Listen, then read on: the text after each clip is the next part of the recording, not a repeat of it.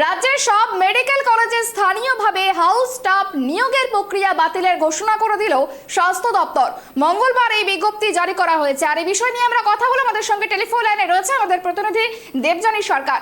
দেবযানী, যে বিষয়টা জানা যাচ্ছে যে সমস্ত মেডিকেল কলেজ রয়েছে রাজ্যের, সেই সমস্ত মেডিকেল কলেজে স্থানীয়ভাবে হাউস স্টাফ নিয়োগের প্রক্রিয়া বাতিল করেছে স্বাস্থ্য দপ্তর। ঠিক কি কারণে এই সিদ্ধান্ত নেওয়া হয়েছে স্বাস্থ্য দপ্তরের পক্ষ থেকে? দেখো সুপর্ণা, এপ্রিল মাসের 24 তারিখ একটা নোটিফিকেশন জারি করা হয়েছিল স্বাস্থ্য দপ্তরের পক্ষ থেকে, যেখানে বলা হয়েছিল যে রাজ্যের সব মেডিকেল কলেজে স্থানীয়ভাবে হাউস স্টাফ নিয়োগ করা হবে। কিন্তু গতকাল স্বাস্থ্য দপ্তর আরেকটি নোটিফিকেশন জারি করে, যেখানে সেই হাউস স্টাফ নিয়োগের প্রক্রিয়া তারা বাতিল করে দিয়েছে। কেন বাতিল করা হয়েছে সে ব্যাপারে স্বাস্থ্য দপ্তর কোনো রকম তার ক্লারিফিকেশন দেয়নি, স্পষ্ট করে কিছু জানায়নি। তবে যেটা সূত্রের খবর যেটা পাওয়া যাচ্ছে, যে এই স্থানীয়ভাবে মেডিকেল কলেজগুলিতে হাউস স্টাফ নিয়োগের প্রক্রিয়ায় স্বজন পোষণের একটা অভিযোগ উঠেছিল। আর যেহেতু এখন আরজিকর ইস্যুতে গোটা রাজ্য, গোটা দেশ তোলপাড়, জুনিয়র ডাক্তাররাও আন্দোলন করছে, ফলে এই হাউস স্টাফ নিয়োগ প্রক্রিয়া নিয়ে যাতে নতুন করে কোনো বিতর্ক মাথাচাড়া না দেয়, তার জন্যই সরকার একটা সতর্ক পদক্ষেপ করলো বলেই ওয়াকিবহাল মহল মনে করছে। দেখো, সরকারি হাসপাতাল এবং মেডিকেল কলেজগুলিতে হাউস স্টাফ নিয়োগের পদ্ধতিতে একটা দুর্নীতি হচ্ছে বলে যারা জুনিয়র ডাক্তার বা নতুন যারা ডাক্তার, তাদের গত মে মাস থেকে তারা এই অভিযোগটা করে আসছিলেন।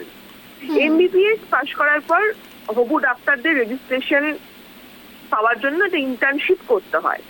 ইন্টার্নশিপের পরই তারা রেজিস্ট্রেশন পান। রেজিস্ট্রেশন পাওয়ার দ্বিতীয় ধাপ হচ্ছে হাউস স্টাফ হিসাবে কাজ করা। তবে এটা কিন্তু বাধ্যতামূলক নয়।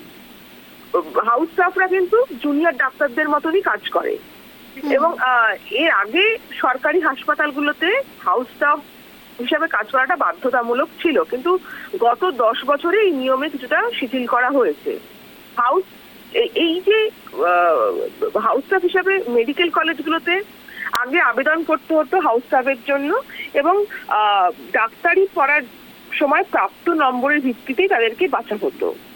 তো এবছর সেই প্রক্রিয়ায় স্বাস্থ্য দপ্তর কিছুটা পরিবর্তন আনে। ঠিক হয় যে এমবিবিএস পড়ার সময় প্রার্থীর প্রাপ্ত নম্বরের ভিত্তিতে যদি 85% স্কোরবোর্ড তৈরি হবে, ইন্টারভিউয়ের ভিত্তিতে বাকি 15% মধ্যে নম্বর দেওয়া হবে প্রার্থীদের, এবং এই ইন্টারভিউ প্রক্রিয়া নিয়েই প্রশ্ন তুলেছিলেন ডাক্তারদের একাংশ।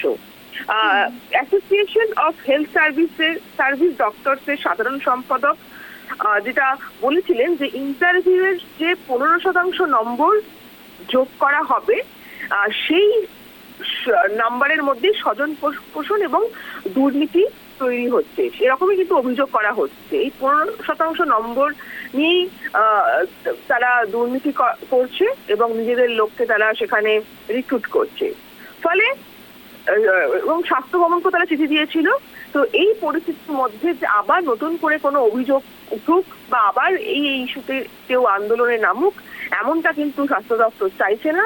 তাই ভীষণ সতর্কভাবেই তারা এই নিয়োগ প্রক্রিয়া এড়িয়ে গেল, এবং আর আগামী দিনে বা ভবিষ্যতে এই নিয়োগ হবে কিনা সেটাও কিন্তু খুব স্পষ্ট করে জানানো হয়নি।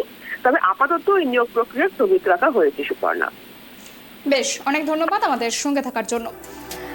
যেমনটা জানা গেল যে হাউস স্টাফ নিয়োগ প্রক্রিয়া বাতিল করেছে স্বাস্থ্য ভবন। যে সমস্ত রাজ্যের মেডিকেল কলেজ রয়েছে সেগুলোতে আর এখন হাউস স্টাফ নিয়োগ হবে না, এমনটাই জানিয়েছে বিজ্ঞপ্তি দিয়ে।